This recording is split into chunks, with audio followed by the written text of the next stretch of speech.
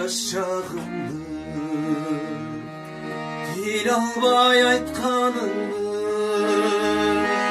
азабын қалай тарттың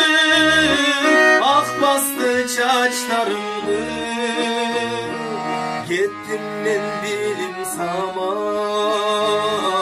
күттің ғой жолым қарап ең жайып тасмалыңды кеттім мен белім самап күттің ғой жолым қарап